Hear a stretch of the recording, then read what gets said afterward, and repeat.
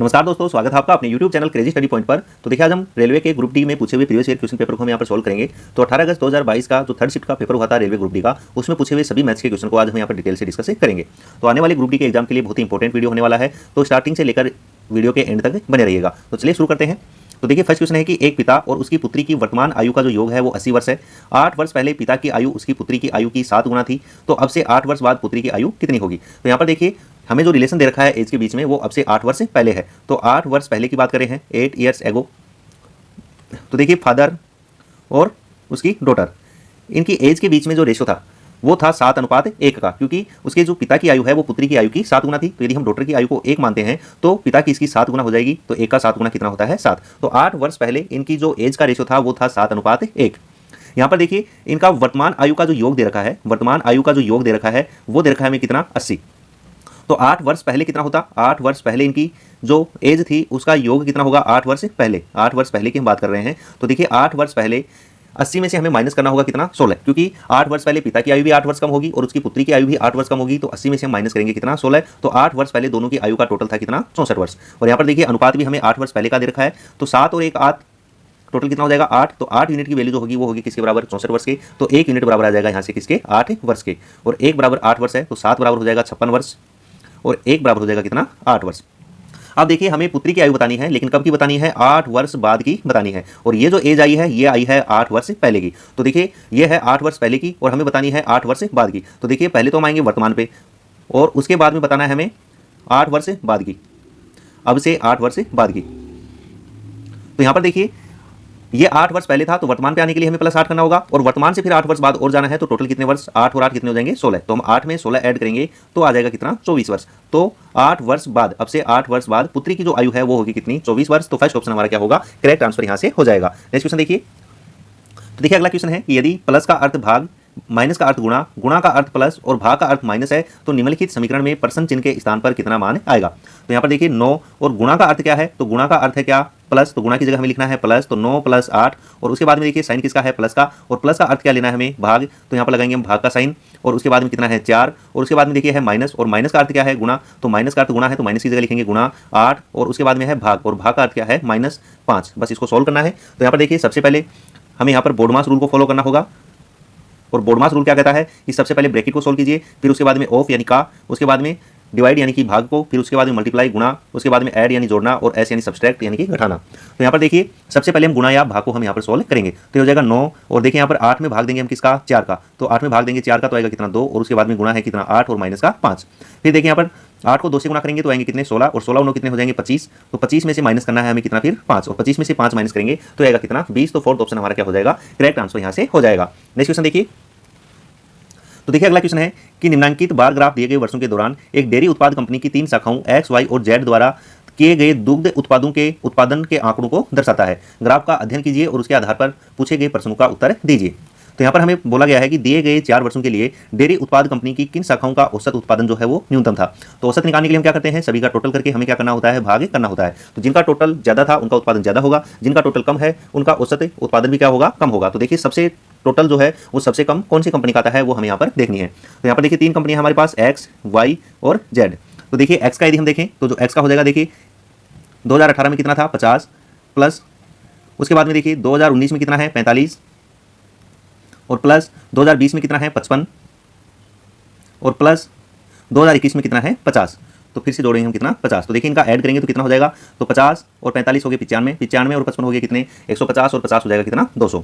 ऐसे देखिए Y का यदि हम टोटल करें, Y का यदि हम टोटल करेंगे तो यहाँ पर देखिए कितना है 35 प्लस अगले में है कितना 45 और प्लस 2020 में है फिर से कितना 45 और प्लस 2021 में है कितना 55।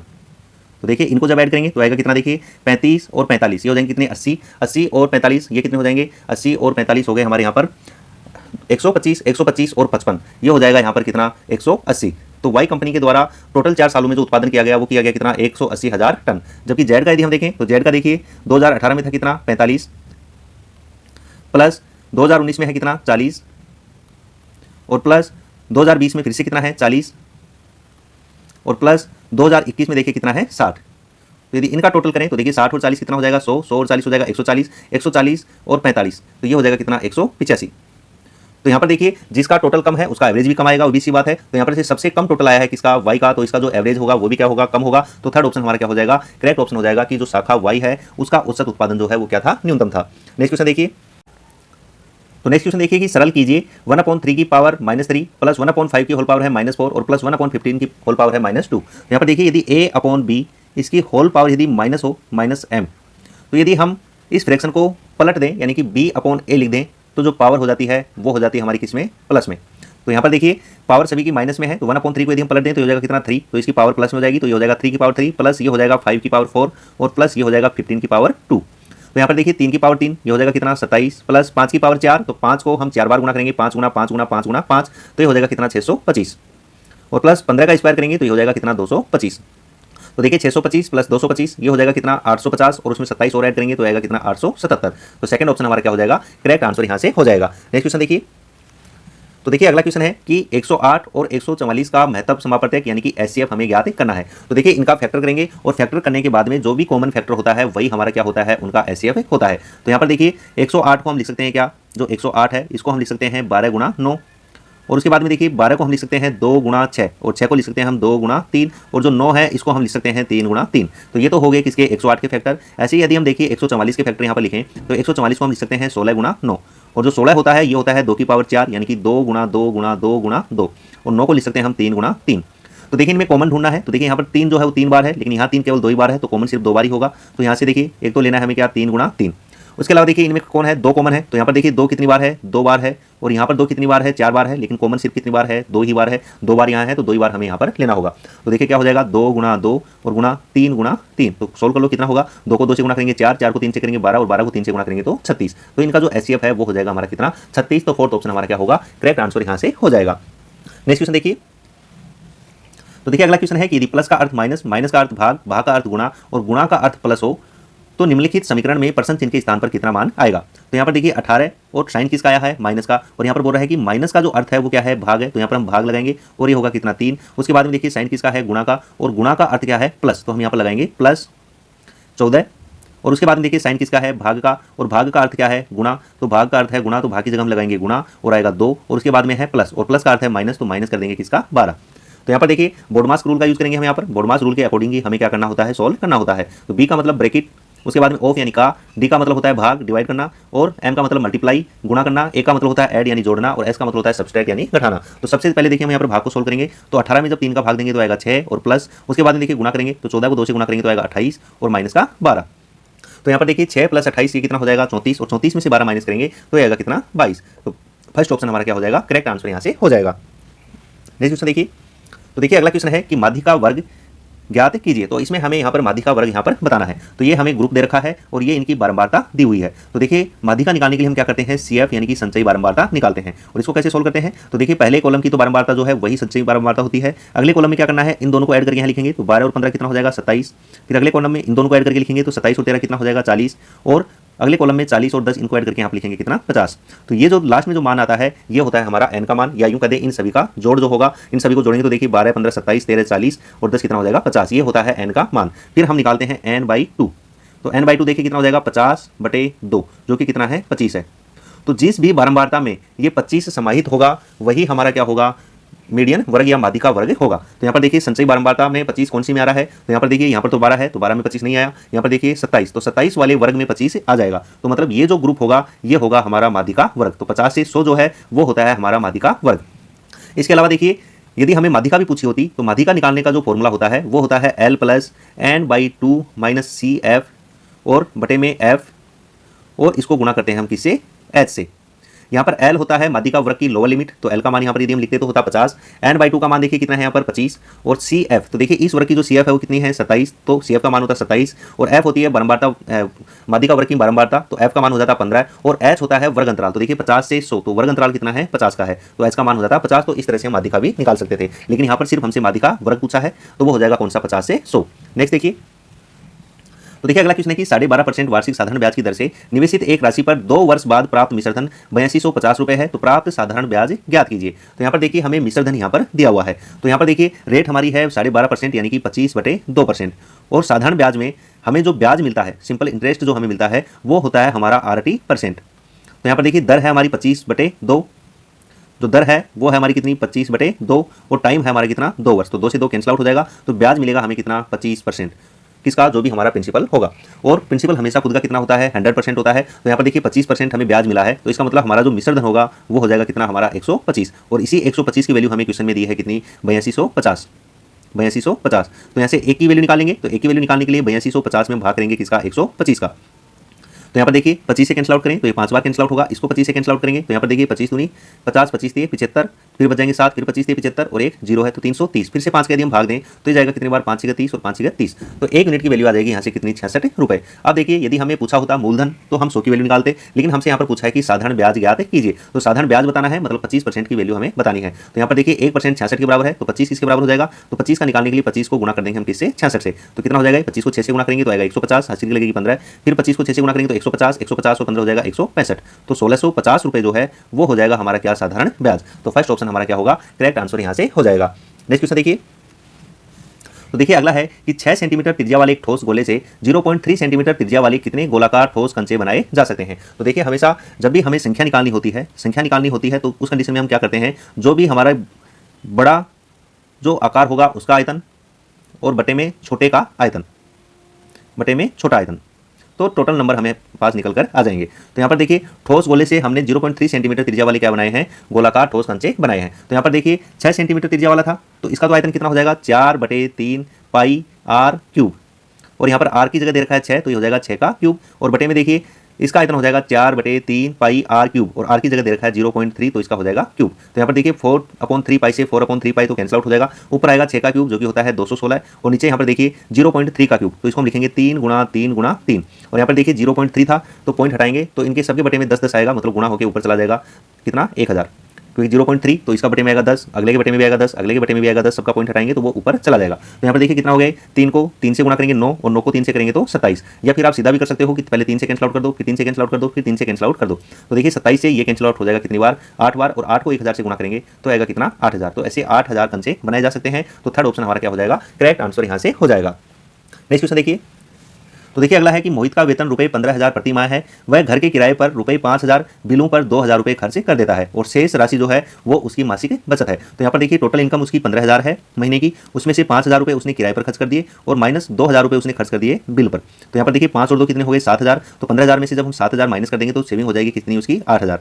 उसके बाद में देखिए क्वेश्चन है कि यदि वह अपने जन्मदिन वाले महीने में अपनी पूरी मासिक बचत जो है वो जन्मदिन समारोह में खर्च कर देता है, तो एक वर्ष में उसके द्वारा की गई बचतें बताओ। तो देखिए टोटल वर्ष में 12 महीने होते हैं, तो उसका जन्मदिन तो केवल एक ही महीने में आएगा, तो मतलब एक महीने में जो उसकी बचत होगी उसको तो वो खर्च कर देता है, तो बचत रहेगी उसके पास सिर्फ कितने महीनों की 11 महीनों की, और एक महीने में 8,000 बचाता है तो 11 महीने में कितने बचाएगा, तो 11 से गुणा करेंगे तो ये आ जाएगा कितना 8,000 रुपये। तो यहाँ पर देखिए सॉरी 11 को 8,000 से गुणा करेंगे तो आएगा 11 88 88,000 रुपये। तो फर्स्ट ऑप्शन हमारा क्या हो जाएगा, करेक्ट आंसर यहाँ से हो जाएगा। नेक्स्ट क्वेश्चन देखिए, तो देखिए अगला है कि 325 गुणा 5, 31 गुणा 21 और माइनस 22 गुणा 63 माइनस 52, तो इसको हमें यहाँ पर सॉल्व करना है। तो यहाँ पर देखिए 325 को जब हम 5 से गुणा करेंगे तो आएगा कितना, 5 को 5 से गुणा करेंगे तो आएगा 25, और उसके बाद में देखिए 5 को 2 से गुणा करेंगे तो 10, 10 और 2 हो जाएगा कितना 12, और उसके बाद में 5 दिए 15 और 1 16, तो ये तो आएगा कितना 1625। फिर देखिए इसमें जोड़ना है 31 गुणा 21, तो देखिए 31 गुणा 21 ये कितना हो जाएगा, जब 31 को गुणा करेंगे हम 21 से तो आएगा 21 से कम 21, और गुणा 21 को 3 से करेंगे तो आएगा कितना 63, तो ये हो जाएगा कितना 1 2 3 5 और ये 6, तो ये आएगा कितना 651।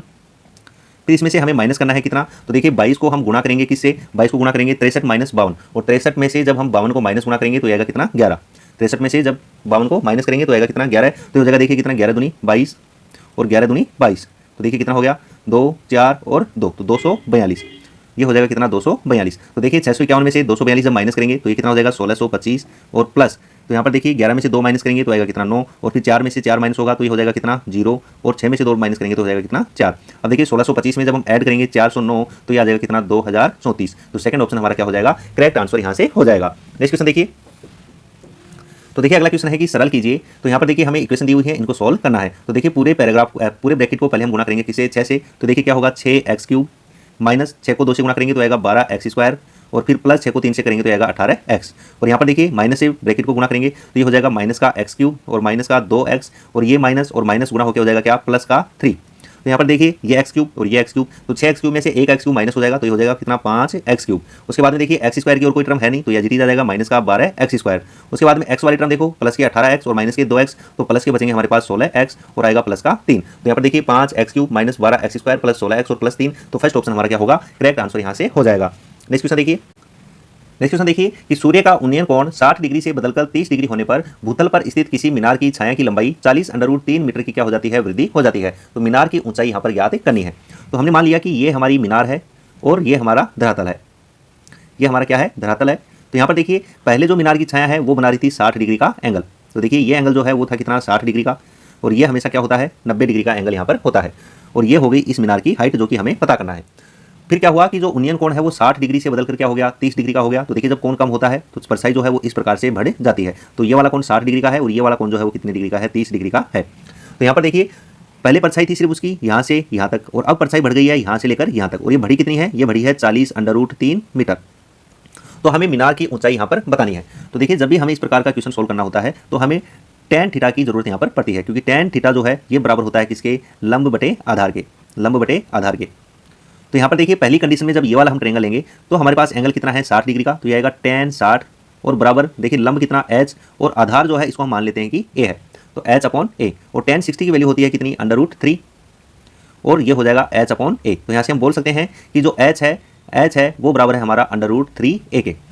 दूसरा देखिए जब हम इस वाले ट्रायंगल का यूज करेंगे तो हमारे पास एंगल होगा कितना, 30 डिग्री। तो tan 30 बराबर हो जाएगा कितना, tan 30 डिग्री बराबर होगा लंब बटे आधार। तो देखिए हाइट तो उतनी ही h है, लेकिन आधार देखिए कितना होगा, a + 40√3, तो a + 40√3 मीटर। तो tan 30 की वैल्यू कितनी होती है, 1/√3। tan 30 डिग्री की वैल्यू होती है 1/√3, और देखिए यहाँ पर हम h की जगह क्या लिख सकते हैं, √3a। तो h की जगह हम लिख देंगे √3 × a, और अपॉन में क्या है हमारा a और प्लस का 40√3। तो देखिए क्रॉस मल्टीप्लाई करेंगे, तो क्रॉस मल्टीप्लाई करेंगे तो ऊपर तो 1 से गुणा होकर एज इट इज ऐसी रहेगा, a + 40 और √3, और इधर देखिए बराबर हो जाएगा किसके, √3 को √3 से गुणा करेंगे तो आएगा कितना, 3a। अब यहाँ पर देखिए a है, ये इधर माइनस में जाएगा, तो 3a में से a माइनस होगा तो ये होगा कितना, 2a, और दूसरी तरफ है हमारा क्या, 40√3। तो यहाँ से देखिए a की वैल्यू कितनी आ जाएगी, 2 से भाग देंगे तो ये हो जाएगा 20√3 मीटर।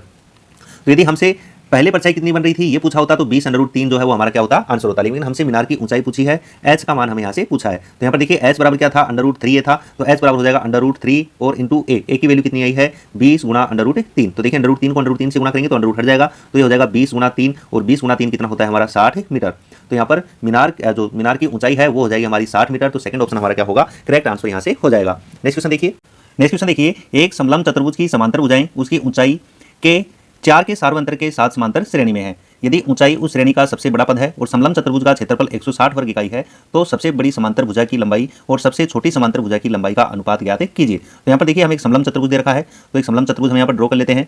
समलंब चतुर्भुज क्या होता है, उसमें आमने सामने की दो भुजाएं क्या होती हैं, समांतर होती हैं। तो ये वाली दो भुजाएं जो हैं वो क्या है, समांतर हैं, और ये होती है इसकी ऊंचाई।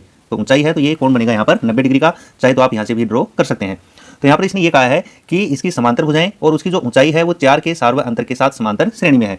तो देखिए 4 के सार्वअंतर का मतलब ये होता है कि जैसे कोई सीरीज हो और 4 का सार्वअंतर हो, मान लो कि यदि उसका पहला पद 3 है तो अगला 4 जोड़ने पे मतलब 7 आएगा, फिर 4 जोड़ेंगे तो 11 आएगा, फिर 4 जोड़ेंगे तो 15 आएगा। इसी प्रकार से ये श्रेणी चलती रहेगी। तो ये होती है समांतर श्रेणी जिसका सार्वअंतर कितने का होगा, 4 का होगा।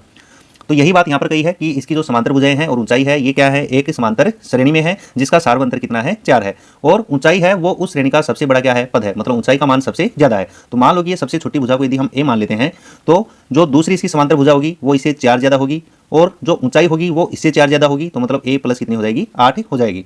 अब देखिए समांतर चतुर्भुज का जो क्षेत्रफल होता है वो होता है 1/2 गुणा समांतर भुजाओं का योग। तो देखिए एक भुजा इसकी है a और प्लस दूसरी भुजा इसकी कितनी, a + 4। तो समांतर भुजाओं का योग और गुणा होता है इसकी ऊंचाई, और ऊंचाई कितनी है इसकी, तो इसकी ऊंचाई है a + 8। ये होता है समलंब चतुर्भुज का क्षेत्रफल, और इसका जो क्षेत्रफल है वो हमें दे रखा है कितना, 160 वर्ग इकाई। तो समलंब चतुर्भुज का क्षेत्रफल होता है 1/2 गुणा समांतर भुजाओं का योग और गुणा उसकी ऊंचाई। तो यहाँ से देखिए हम सॉल्व करके किसकी वैल्यू निकालेंगे, a की वैल्यू यहाँ से निकालेंगे। तो देखिए 2 है, ये उधर जाके 160 से गुणा होगा तो 320 हो जाएगा, और यहाँ पर ये हो जाएगा 2a और प्लस का 4 और इंटू a + 8, और इधर हो जाएगा कितना हमारा 320। 160 को 2 से गुणा करेंगे तो हो जाएगा कितना, 320। अब देखिए यहाँ पर 2a को a से गुणा करेंगे तो ये हो जाएगा 2a² और प्लस यहाँ पर देखिए 2a को 8 से मल्टीप्लाई करेंगे तो ये हो जाएगा कितना, 16a, और ऐसे देखिए 4 को जब हम a से करेंगे तो ये हो जाएगा 4a, और प्लस 4 को 8 से करेंगे तो हो जाएगा कितना, 32, और बराबर है कितना, 320। तो देखिए यदि पूरी समीकरण को हम 2 से डिवाइड करें तो ये हो जाएगा a स्क्वायर प्लस यहाँ पर देखिए 16 और 4 20a हो जाएगा, और 2 से डिवाइड करेंगे तो ये हो जाएगा कितना 10a, और यहाँ पर ये हो जाएगा 16, और इधर 2 से डिवाइड यदि हम करते हैं तो ये हो जाता है 160। तो यहाँ से देखिए ये हो जाएगा a स्क्वायर प्लस का 10a, और यहाँ पर देखिए 160 को इधर माइनस में लेके आएंगे तो 16 में से 160 माइनस करेंगे तो बचेंगे हमारे पास कितना 144, और बराबर हो जाएगा कितना 0। अब देखिए इसके हम यहाँ पर फैक्टर करेंगे, तो ऐसे 2 नंबर ढूंढने हैं जिनको यदि हम गुणा करें तो 144 मिले, और जोड़ने घटाने पे हमें मिलना चाहिए कितना 10। तो यहाँ पर देखिए ऐसे 2 नंबर होते हैं 18 और 8। अब इनमें से कौन सा प्लस का होगा और कौन सा माइनस का होगा, तो उसके लिए देखिए गुणा करने पे हमें माइनस मिलना चाहिए, इसका मतलब एक नंबर प्लस का होगा और एक नंबर माइनस का होगा। कौन सा नंबर प्लस का कौन सा माइनस का, इसके लिए देखिए 10a जो है वो किसका है, प्लस का है, मतलब बड़ा नंबर है वो होगा प्लस का, और छोटा नंबर होगा किसका, माइनस का। तो इस 10a को हम इस प्रकार लिख सकते हैं a स्क्वायर प्लस का 18a और माइनस का 8a और माइनस 144, और बराबर हो जाएगा किसके 0 के। तो यहाँ से देखिए a कॉमन लेंगे तो ये हो जाएगा a प्लस 18, और यहाँ से देखिए माइनस का 8 कॉमन लेंगे तो यहाँ बचेगा a प्लस 18, और बराबर हो जाएगा कितना 0। 144 को हम लिखेंगे 18 गुणा 8, तो यहाँ से माइनस तो हमने कॉमन ले लिया है और 8 भी कॉमन आ जाएगा, तो बचेगा कौन, प्लस का 18। तो यहाँ से देखिए a प्लस 18 फिर से कॉमन आ जाएगा, तो a प्लस 18 यहाँ से कॉमन लेंगे तो यहाँ से बचेगा a और यहाँ से बचेगा माइनस 8 और बराबर 0। तो देखिए दो संख्याओं का गुणा 0 है, इसका मतलब या तो ये 0 है या फिर ये 0 है। यदि इसको 0 करते हैं तो a का मान आएगा कितना, माइनस का 18, और यदि इसको 0 करते हैं तो a का मान आएगा कितना 8। तो a का मान माइनस 18 नहीं हो सकता क्योंकि ये भुजाओं की लंबाई है, और लंबाई जो है वो कभी भी नेगेटिव नहीं होती है। तो यहाँ पर देखिए a का मान कितना हो गया, 8 हो गया। तो यदि a का मान 8 है तो ये वाली भुजा हो जाएगी हमारी 8, और यहाँ पर देखिए 8 प्लस 4 ये हो जाएगी कितनी 12, और यदि इसकी ऊंचाई की बात करते हैं तो ये हो जाती है a प्लस 8, a का मान 8 तो ये हो जाती है कितनी 16। हमें पूछा है सबसे बड़ी और सबसे छोटी जो समांतर भुजाएं हैं उनका लंबाई का अनुपात। तो देखिए सबसे बड़ी है 12 और सबसे छोटी है कितनी 8, तो 4 से कैंसिल आउट करेंगे तो 4 3 12 और 4 दूनी 8, तो इनका अनुपात आएगा कितना 3:2। तो थर्ड ऑप्शन हमारा क्या हो जाएगा, करेक्ट आंसर यहाँ से हो जाएगा। नेक्स्ट क्वेश्चन देखिए। तो देखिए अगला क्वेश्चन है कि यदि किसी समबाहुभुज का प्रत्येक अंतःकोण 160 डिग्री है तो उस समबाहुभुज में भुजाओं की संख्या ज्ञात कीजिए। तो यहाँ पर देखिए जो अंतःकोण होता है समबाहुभुज में, अंतःकोण निकालने का जो फॉर्मूला होता है ये बराबर होता है n-2 इंटू 180 डिग्री, और बटे में आता है कितना n, जहाँ पर n होती है समबाहुभुज की भुजाओं की संख्या। n क्या होती है, उसकी भुजाओं की संख्या, भुजाओं की संख्या। तो यहाँ से देखिए अंतःकोण का मान हमें दे रखा है कितना 160, तो ये बराबर हो जाएगा 160 डिग्री के। तो यहाँ से देखिए यदि हम कैंसिल आउट करें तो कैंसिल आउट हो जाएगा किससे, देखिए 0 से 0 कैंसिल आउट हो जाएगा, 2 से कैंसिल आउट करेंगे तो ये 9 बार, और इसको 2 से कैंसिल आउट करेंगे तो ये 8 बार। क्रॉस मल्टीप्लाई कर दो तो यहाँ पर देखिए 9 को n से गुणा करेंगे तो ये होगा 9n, और माइनस 9 को 2 से गुणा करेंगे तो आ जाएगा 18, और बराबर देखिए ये n 8 से गुणा हो जाएगा इधर तो हो जाएगा 8n। तो यहाँ से देखिए 8n इधर माइनस में आएगा तो 9n में से 8n माइनस होगा तो बचेगा n, और माइनस 18 उधर चला जाएगा किसमें, प्लस में। तो n का मान आया कितना 18, यानी कि उसके अंतःकोण का मान हो जाएगा कितना 18, सॉरी भुजाओं की संख्या हो जाएगी समबाहुभुज में कितनी 18। तो सेकंड ऑप्शन हमारा क्या होगा, करेक्ट आंसर यहाँ से हो जाएगा। नेक्स्ट क्वेश्चन देखिए। तो देखिए अगला क्वेश्चन है कि एक कार 5 घंटे में 275 किलोमीटर की दूरी तय कर सकती है। यदि इसकी चाल 5 किलोमीटर पर आवर कम कर दी जाए तो कार 250 किलोमीटर की दूरी तय करने में कितना समय लेगी। तो यहाँ पर देखिए 5 घंटे में गई है कितनी 275 किलोमीटर। तो यदि हम इसकी स्पीड की बात करें तो कितनी हो जाएगी, तो ऊपर तो आएगा डिस्टेंस और बटे में आएगा टाइम। तो 275 किलोमीटर 5 घंटे में ट्रेवल करती है, तो 5 का भाग लगाएंगे तो देखिए कितना आएगा, 5 का भाग देंगे तो 5 5 25 और बचेंगे 2 और फिर 5 बार जाएगा तो 55 किलोमीटर प्रति घंटे क्या है उसकी स्पीड है। तो यदि इसकी चाल को 5 किलोमीटर पर आवर कम कर देंगे, 5 किलोमीटर पर आवर यदि हम कम कर दें तो इसकी स्पीड हो जाएगी कितनी 50 किलोमीटर पर आवर। तो यहाँ पर देखिए अब हमें 250 किलोमीटर इसको ट्रैवल कराना है, तो कितना टाइम लगेगा, तो टाइम बराबर देखिए क्या हो जाएगा, तो टाइम बराबर होगा डिस्टेंस अपॉन स्पीड। तो डिस्टेंस कितनी है 250 और स्पीड कितनी है 50। तो देखिए 0 से 0 कैंसिल आउट, 5 से 25 कैंसिल आउट होगा 5 बार, तो 5 घंटे का समय लगेगा। तो यहाँ पर थर्ड ऑप्शन इसका क्या हो जाएगा, करेक्ट आंसर यहाँ से हो जाएगा। नेक्स्ट क्वेश्चन देखिए। तो देखिए अगला क्वेश्चन है कि राजू और रमन एक कार्य को क्रमशः 12 दिन और 16 दिन में पूरा कर सकते हैं। यदि वे राजू से आरंभ करके वैकल्पिक मतलब एक दिन छोड़कर एक दिन काम करें तो दिनों में कार्य करते हैं तो कार्य कितने दिनों में पूरा हो जाएगा। तो यहाँ पर देखिए जो राजू है ये यदि अकेला काम करे तो इसको टाइम लगता है कितना 12 दिनों का, जबकि यदि रमन अकेला कार्य करे तो इसको टाइम लगता है कितना 16 दिनों का। तो दोनों का हम एलसीएम लेंगे और उसके बराबर हम टोटल टाइम को यूनिट्स में डिवाइड कर देंगे। तो यहाँ पर देखिए 12 और 16 इन दोनों का जो एलसीएम होगा वो होगा कितना 48। तो हमने मान लिया कि टोटल काम जो है वो 48 यूनिट में कंप्लीट होना है। तो राजू जो है इन 48 यूनिट को 12 दिनों में करता है, मतलब एक दिन में करता है कितना 4 यूनिट काम, और ऐसे जो रमन है ये इन 48 यूनिट को 16 दिनों में करता है, मतलब ये एक दिन में करता है 3 यूनिट काम। तो यहाँ पर देखिए हमें राजू से शुरू करके एक दिन छोड़कर एक दिन इनसे काम कराना है, मतलब पहले दिन काम कौन करेगा राजू और अगले दिन काम कौन करेगा रमन। ऐसे ही अगले दिन फिर राजू काम करेगा और फिर अगले दिन कौन करेगा रमन काम करेगा, और इसी प्रकार से हमें कार्य को करवाना है। तो यहाँ पर देखिए राजू और रमन एक एक दिन काम कर रहे हैं, तो मतलब ये एक पेयर जो है ये बराबर है 2 दिनों के बराबर। तो यहाँ पर देखिए राजू 4 काम करता है और रमन काम करता है कितने 3, तो यदि दोनों मिलकर करें तो ये कितने यूनिट काम कर देंगे 7 यूनिट काम करेंगे कितने दिनों में 2 दिनों में, क्योंकि पहले दिन राजू करेगा 4 यूनिट, अगले दिन रमन करेगा 3 यूनिट, तो दोनों जो मिलकर हैं 2 दिन में कितने यूनिट कंप्लीट करते हैं 7 यूनिट को कंप्लीट करते हैं। अब यहाँ पर देखिए 48 में हम भाग देंगे किसका 7 का, क्योंकि दोनों मिलकर के 7 काम यहाँ पर कर सकते हैं कितने में एक पेयर में, तो हमें देखना होगा कि कितने पेयर ऐसे बनेंगे। तो देखिए 48 में जब हम 7 का भाग दें तो 6 बार भाग जो है पूरा पूरा चला जाएगा, 7 का कितना होता है 42 होता है, मतलब 6 पेयर जो है वो कंप्लीट बन जाएंगे, और 6 पेयर का मतलब हो गया 7 को 6 से गुना करेंगे तो 42, तो 48 में से 42 माइनस कर देंगे तो 6 यूनिट काम फिर भी क्या रह जाएगा शेष रह जाएगा। अब देखिए 6 पेयर का मतलब कितना हो गया, तो एक पेयर 2 दिन का है, तो 6 पेयर का मतलब हो गया गुना करेंगे 2 से, तो मतलब कि 12 दिन। तो यहाँ पर देखिए 12 दिन तो क्या है पूरे पूरे लग चुके हैं। अब देखिए ये 6 यूनिट काम करवाने हैं, तो अगले दिन कौन आएगा राजू आएगा, और राजू आएगा तो राजू एक दिन में 4 यूनिट काम करता है, तो राजू आएगा और एक दिन काम करेगा और 4 यूनिट जो है वो कंप्लीट कर देगा। फिर देखिए 6 में से 4 यूनिट कंप्लीट हो चुकी हैं, फिर बच जाएंगे हमारे पास कितनी 2 यूनिट, और इन 2 यूनिट को काम करने के लिए अगले दिन कौन आएगा, तो वो आएगा रमन, और रमन एक दिन में कितने करता है 3 यूनिट करता है, तो 2 यूनिट को कितने में करेगा, तो 2 में 3 का भाग लगा देंगे, तो देखिए 12 और 1 कितना हो जाएगा 13, तो 13 सही 2/3 दिन का समय उनको लगेगा। तो फोर्थ ऑप्शन हमारा क्या हो जाएगा, करेक्ट आंसर यहाँ से हो जाएगा। नेक्स्ट क्वेश्चन देखिए, तो देखिए अगला क्वेश्चन है कि निम्नलिखित में से कौन सा युग्म जो है वो सहअभाज्य नहीं है। तो देखिए सहअभाज्य का मतलब है कि उनमें कुछ भी कॉमन ना हो, यदि उनके हम फैक्टर करें तो उसमें कुछ भी कॉमन नहीं होता है। तो जैसे कि देखिए 11 और 13, तो 11 और 13 में कोई भी फैक्टर जो है वो कॉमन नहीं होता है, एक के अलावा कोई भी कॉमन फैक्टर नहीं होना चाहिए। यहाँ पर देखिए 17 और 34, तो देखिए 17 और 34 को हम लिख सकते हैं 17 गुना 2, तो देखिए दोनों में 17 क्या आ जाएगा कॉमन आ जाएगा, इसका मतलब ये सहअभाज्य संख्या नहीं है, तो सेकंड ऑप्शन हमारा क्या हो जाएगा करेक्ट आंसर हो जाएगा। इसके अलावा जो बाकी संख्याएं हैं उनमें किसी भी पेयर में जो है वो कोई भी कॉमन फैक्टर नहीं होगा। नेक्स्ट क्वेश्चन देखिए, तो देखिए अगला है कि सरल कीजिए, तो 8 का स्क्वायर गुना 3 का पावर 3 है, और बटे में देखिए √64 और गुना √81, तो देखिए ये है 8 का स्क्वायर और गुना ये है 3 का क्यूब, और बटे में देखिए क्या है 64 को हम लिख सकते हैं क्या √64 होता है कितना 8, और √81 होता है कितना 9, और 9 का मतलब हो गया 3 का स्क्वायर। तो यहाँ से देखिए 8 से एक पावर इसकी कट जाएगी, और ऐसे देखिए यहाँ 3 की पावर 2 है और यहाँ 3 की पावर 3 है, तो बचेगी केवल 3 की पावर 1, तो 8 को 3 से गुना करेंगे तो आएगा कितना 24। तो फर्स्ट ऑप्शन किसका हो जाएगा करेक्ट आंसर यहाँ से हो जाएगा। नेक्स्ट क्वेश्चन देखिए, तो देखिए अगला है कि दो संख्याओं का योग 32 है और उनमें से एक संख्या दूसरी संख्या से क्या है 18 अधिक है। तो देखिए एक संख्या दूसरी संख्या से 18 अधिक है, इसका मतलब है कि दोनों संख्याओं का अंतर कितना है 18 है, a माइनस बी, ये दोनों संख्याओं का जो अंतर है वो कितना है 18 है, और दोनों का जो योग है a प्लस बी वो कितना है 32 है। तो यदि देखिए इनको यदि हम जोड़ें a प्लस बी ये कितना है 32 है, तो यदि देखिए दोनों इक्वेशन को यदि हम जोड़ें, यदि हम इनको जोड़ेंगे तो b से b तो क्या हो जाएगा कैंसिल आउट हो जाएगा, ये हो जाएगा 2a, और इधर जोड़ेंगे तो हो जाएगा कितना 50, तो a का मान कितना आ गया 25, ए का मान कितना आ जाएगा यहाँ से 25 आ जाएगा। और ये हमसे पूछा है कि दोनों में बड़ी संख्या हमें बतानी है, यदि छोटी वाली संख्या और बतानी होता तो यहाँ पर देखिए दोनों का योग कितना है 32 है, उसमें से ए का मान 25 है तो प्लस बी और बराबर कितना है 32, तो बी का मान निकालने के लिए 25 जो है उधर 32 में से क्या हो जाता माइनस हो जाता, तो ऐसी कंडीशन में बी का मान आता कितना 7, लेकिन हमें बड़ी वाली संख्या पूछी है तो इसका मान हो जाएगा यहाँ से कितना 25, तो फर्स्ट ऑप्शन क्या होगा करेक्ट आंसर इसका हो जाएगा। नेक्स्ट क्वेश्चन देखिए,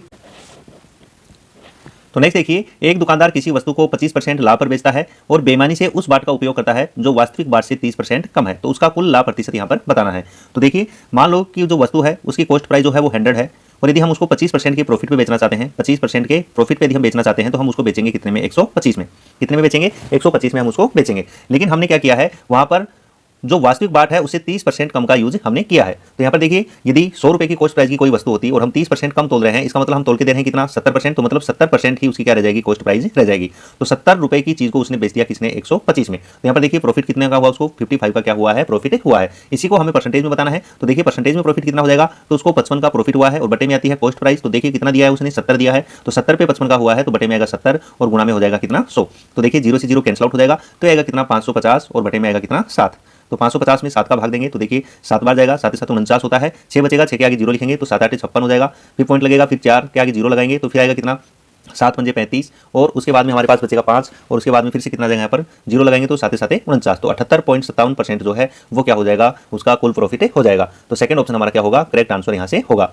नेक्स्ट क्वेश्चन देखिए, तो देखिए अगला क्वेश्चन है कि 40:35 समानुपात 35:x है, तो x का मान हमें यहाँ से बताना है। तो देखिए समानुपात में जब होता है अनुपात तो बाहर वाली संख्याओं का जो गुणा होता है 40 गुणा x ये बराबर होता है बीच वाली संख्याओं के गुणा के 35 गुणा 35, तो यहाँ से हम x का मान निकालेंगे तो x बराबर हो जाएगा 35 गुणा 35 और बटे में आएगा कितना 40।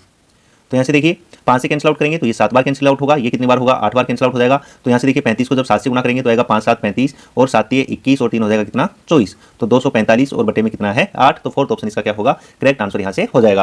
नेक्स्ट क्वेश्चन देखिए किसी समूह में पुरुष, महिलाएं और बच्चे शामिल हैं। यदि उनमें से 40% पुरुष हैं, 35% महिलाएं हैं और शेष बच्चे हैं और उनके औसत वजन क्रमशः 70 किलोग्राम, 60 किलोग्राम और 30 किलोग्राम है, तो उस समूह का औसत वजन कितना होगा। तो यहाँ पर हम टोटल मान लेते हैं कि टोटल कितने हैं, 100 हैं। तो इनमें से देखिए 40% तो क्या है, पुरुष हैं, तो 40% पुरुष है, इसका मतलब 40 हो गए उसमें कौन, मेल, और 35% महिलाएं हैं, मतलब 35 हो गए कौन, फीमेल।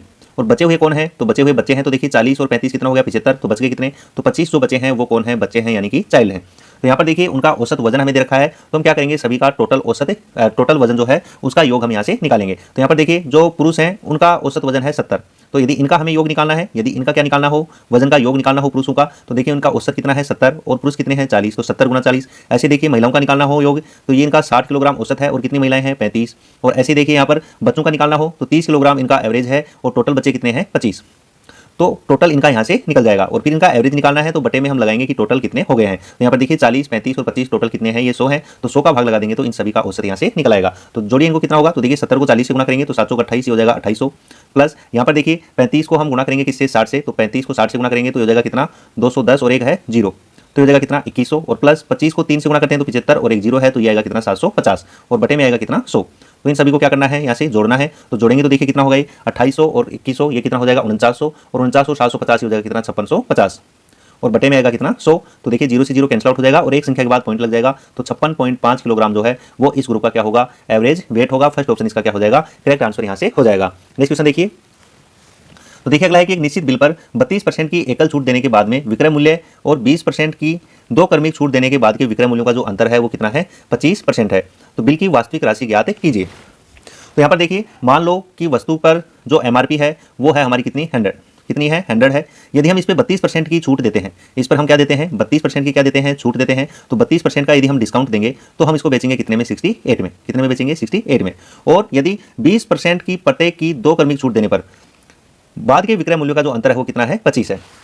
तो 20% प्रत्येक की दो क्रमिक छूट देने पर क्या होगा, तो देखिए पहले हम 20% की छूट देंगे, तो 20% की छूट देंगे तो 100 का 20% कितना होता है, 20 ही होता है, मतलब हमने बेचेंगे कितने में, 80 में। लेकिन इस पे यदि हम एक बार फिर से 20% की छूट दें, तो फिर से जब 20% की छूट देंगे तो 80 का 20% निकालेंगे तो 16 आएगा, तो 80 में से फिर 16 माइनस करेंगे तो आएगा कितना 64। तो यहाँ से देखिए दोनों के विक्रय मूल्य में जो अंतर है वो कितने का है, 4 का है। विक्रय मूल्य में अंतर कितने का है, 4 का है। और ये 4 जो है ये क्वेश्चन में दे रखा है किसके बराबर है, 25 रुपए के बराबर है। तो यहाँ पर देखिए हमें बताना है कि वास्तविक में बिल की राशि कितनी है, मतलब 100 की वैल्यू हमें यहाँ से बतानी है। तो एक की वैल्यू निकालेंगे तो यह जाएगा कितना 25/4, और 100 की निकालनी है तो इसको गुणा कर देंगे हम किससे, 100 से। तो यहाँ से देखिए 4 से कैंसिल आउट होगा 25 बार, और 25 को 25 से गुणा करेंगे तो आ जाएगा कितना 625। तो सेकंड ऑप्शन इसका क्या हो जाएगा, करेक्ट आंसर यहाँ से हो जाएगा।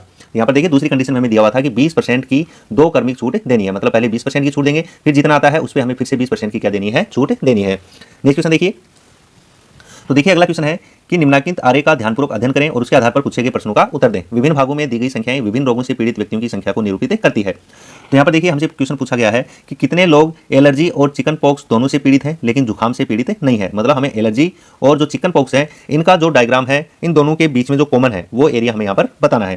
तो यहाँ पर देखिए ये एलर्जी का डायग्राम है और ये है चिकन पॉक्स का।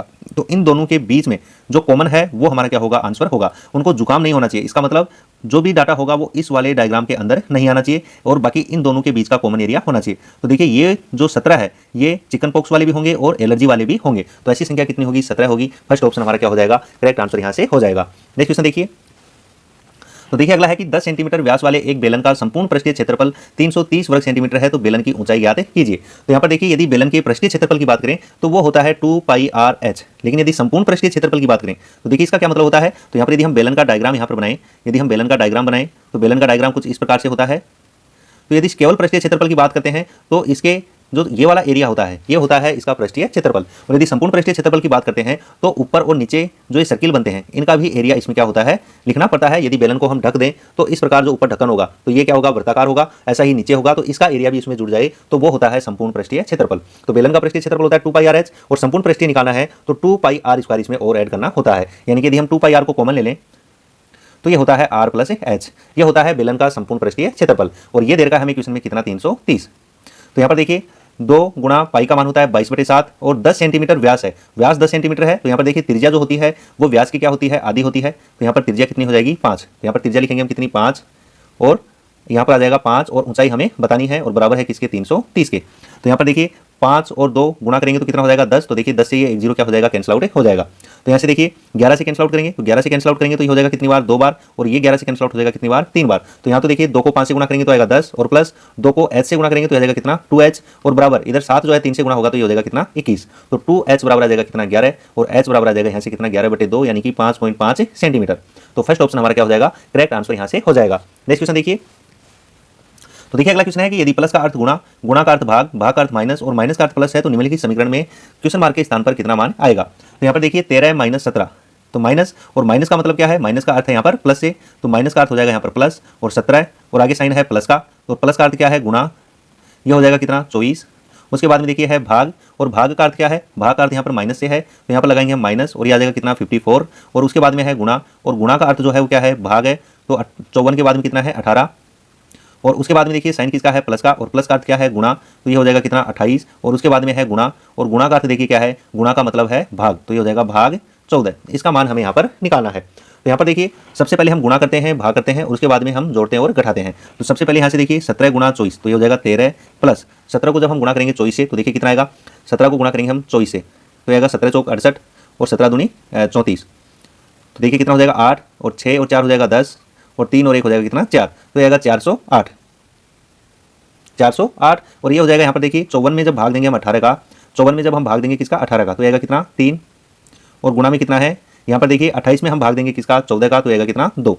तो यहाँ पर देखिए 408 और 13, तो ये हो जाएगा 421, और ये हो जाएगा माइनस का 6, और 421 में से जब 6 माइनस करेंगे तो आएगा कितना 415। तो फर्स्ट ऑप्शन हमारा क्या हो जाएगा, करेक्ट आंसर यहाँ से हो जाएगा। नेक्स्ट क्वेश्चन देखिए। निम्नांकित बार ग्राफ दिए गए वर्षों के दौरान 2 राज्यों ए और बी की जनसंख्या को दर्शाता है। तो ग्राफ का अध्ययन कीजिए और उसके आधार पर पूछे गए प्रश्नों का उत्तर दीजिए। तो यहाँ पर देखिए दिए गए सभी वर्षों के लिए राज्य बी की औसत जनसंख्या लगभग कितनी होगी ये हमें यहाँ पर बताना है। तो देखिए एवरेज क्या होता है, एवरेज बराबर होता है कि सभी वर्षों में उसकी जो जनसंख्या है उसका टोटल निकालना है, योग निकालना है, और बटे में कितने वर्षों का है उसका भाग लगा देना है। तो टोटल कितने वर्ष है, तो 6 वर्षों का है, तो 6 से हम क्या कर देंगे डिवाइड कर देंगे। तो यहाँ पर देखिए 2016 में जो जनसंख्या थी वो थी 38, तो 38 प्लस 2017 में देखिए कितनी है 52, तो प्लस हो जाएगा 52, और प्लस अगले में है कितना 58, तो 2018 में 58 तो 58, और प्लस 2019 में है बी की कितनी 60, और प्लस 2020 में है कितनी 68, और प्लस 2021 में है कितनी 72, और बटे में आएगा कितना 6।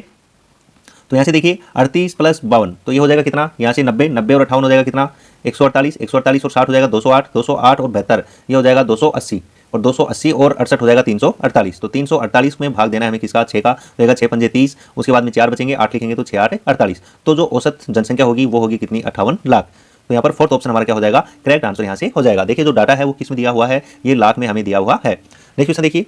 नेक्स्ट क्वेश्चन देखिए डी स्क्वायर प्लस 1/d² इसकी वैल्यू देखिए हमें 18 है, जहां डी जो है वो 1/d से बड़ा है, तो डी क्यूब माइनस 1/d³ की वैल्यू हमें यहाँ पर बतानी है। तो यहाँ पर देखिए डी क्यूब माइनस 1/d³ की वैल्यू निकालने के लिए हमें डी माइनस 1/d की वैल्यू निकालना होगा। तो यहाँ पर देखिए इसकी वैल्यू जो है वो कितनी हो जाएगी, तो देखिए डी स्क्वायर प्लस 1/d² है, तो यदि हम डी स्क्वायर प्लस 1/d² और बराबर इसकी वैल्यू दे रखी है हमें कितनी 18, यदि हम दोनों तरफ 2 माइनस कर दें, दोनों तरफ क्या कर दें 2 माइनस कर दें, तो देखिए इसको हम लिख सकते हैं डी माइनस 1/d का होल स्क्वायर। तो देखिए जब इसका स्क्वायर खोलेंगे तो डी का स्क्वायर प्लस 1/d का स्क्वायर और माइनस का 2 इंटू डी इंटू 1/d आएगा, तो डी से डी कैंसिल आउट हो जाएगा, तो आएगा कितना माइनस का 2, और बराबर देखिए 18 में से 2 माइनस करेंगे तो हो जाएगा कितना 16। तो ऐसे डी माइनस 1/d की जो वैल्यू है वो बराबर हो जाएगी किसके 4 के, क्योंकि इधर से स्क्वायर हटाएंगे तो दूसरी तरफ लग जाएगा हमारा क्या अंडर रूट। उसके बाद में देखिए यदि हमें डी क्यूब माइनस 1/d³ की वैल्यू निकालनी है तो इसके लिए हम क्या करेंगे, तो देखिए जो डी स्क्वायर प्लस 1/d² है इसको हम गुणा कर देंगे किससे डी माइनस 1/d से। तो देखिए डी स्क्वायर प्लस 1/d² इसकी वैल्यू है 18, और गुणा डी माइनस 1/d इसकी वैल्यू है 4। तो देखिए ब्रैकेट सोल्व करेंगे ये, तो डी स्क्वायर को जब डी से गुणा करेंगे तो आएगा कितना डी क्यूब, और डी स्क्वायर को माइनस के 1/d से गुणा करेंगे तो आएगा कितना माइनस का डी। ऐसे ही 1/d² को डी से गुणा करेंगे तो आएगा प्लस का 1/d, और 1/d² को माइनस के 1/d से करेंगे तो आएगा माइनस का 1/d³, और ये बराबर हो जाएगा 18 को 4 से गुणा करेंगे तो 72 के। तो देखिए हमें वैल्यू किसकी निकालनी है डी क्यूब माइनस 1/d³ की, तो इसको तो हम इधर रख लेंगे डी क्यूब माइनस का 1/d³, और बाकी देखिए उधर जाके हो जाएगा 72, और माइनस का डी हो जाएगा किसका प्लस का, और प्लस का 1/d हो जाएगा किसका माइनस का, और देखिए डी माइनस 1/d इसकी वैल्यू कितनी है 4 है, मतलब 72 में हम जोड़ देंगे कितने 4, तो ये हो जाएगा कितना 76। तो यहाँ पर देखिए थर्ड ऑप्शन हमारा क्या हो जाएगा, करेक्ट आंसर यहाँ से हो जाएगा। नेक्स्ट क्वेश्चन देखिए।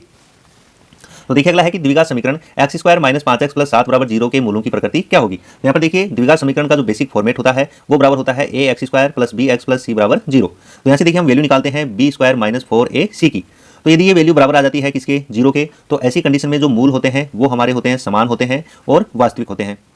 और यदि इसका मान हो 0 से बड़ा, ग्रेटर देन 0, तो ऐसी कंडीशन में मूल जो है वो होते हैं हमारे अलग अलग या असमान, या अलग अलग या असमान, और कैसे होते हैं, वास्तविक।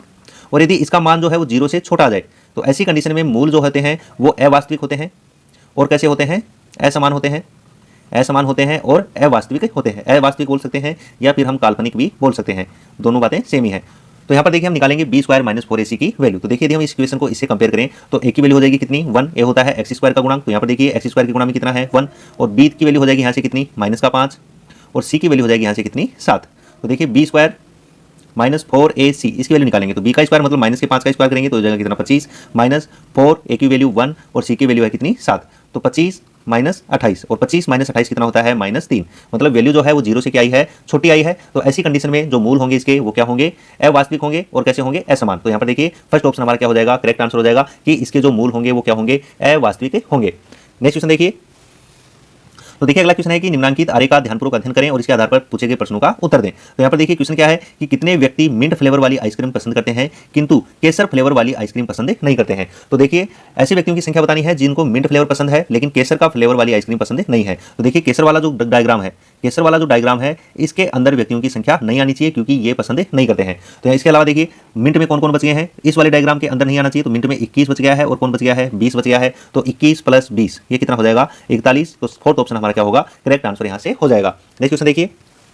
तो देखिए अगला क्वेश्चन है कि समीकरण 6p² - 5p - 6 = 0 के मूल ज्ञात कीजिए। तो यहाँ पर देखिए जो इक्वेशन लिखी हुई है तो यहाँ पर देखिए ए के p² के गुणा में 6 है और जो हमारा कांस्टेंट टर्म है वो है -6। तो 6 को 6 से गुणा करेंगे तो कितना आता है, 36 आता है। मतलब हमें ऐसे दो नंबर देखने हैं कि उनको गुणा करने पे 36 मिले और जोड़ने घटाने पे कितना मिले, 5 मिले। तो यहाँ पर देखिए ऐसी संख्या कौन कौन सी हैं, तो 9 और 4। 9 को 4 से गुणा करते हैं तो 36 और 9 में से 4 को घटाते हैं तो हमारे पास मिलता है कितना, 5।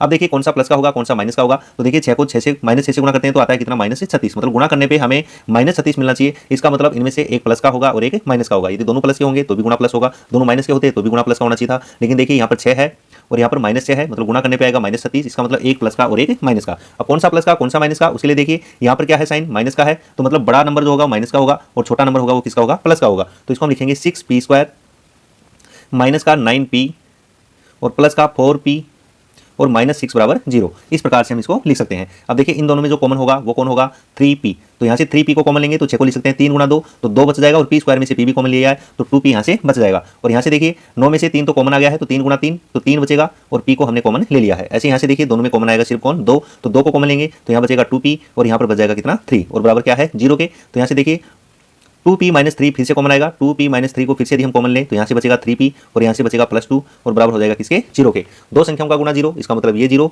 या फिर ये 0। तो यदि 2p - 3 को 0 करते हैं तो p का मान आता है कितना, 3/2। और यदि 3p + 2 को बराबर 0 करते हैं तो यहाँ से p की वैल्यू आती है -2/3। तो ऐसे देखिए p का मान हो सकता है या तो 3/2 या -2/3। तो सेकंड ऑप्शन हमारा क्या हो जाएगा, करेक्ट आंसर यहाँ से हो जाएगा। तो ठीक है दोस्तों, यदि वीडियो आपको अच्छा लगा हो तो ज़्यादा से ज़्यादा लाइक करें और शेयर करें। और यदि अभी तक आपने चैनल को सब्सक्राइब नहीं किया है तो प्लीज़ चैनल को सब्सक्राइब कर लें और उसके जो बगल में बेल आइकन है उसको जरूर प्रेस कर लें ताकि जब भी कोई नया अपडेट हो तो उसका नोटिफिकेशन आप तक पहुँच सके। Okay, thank you.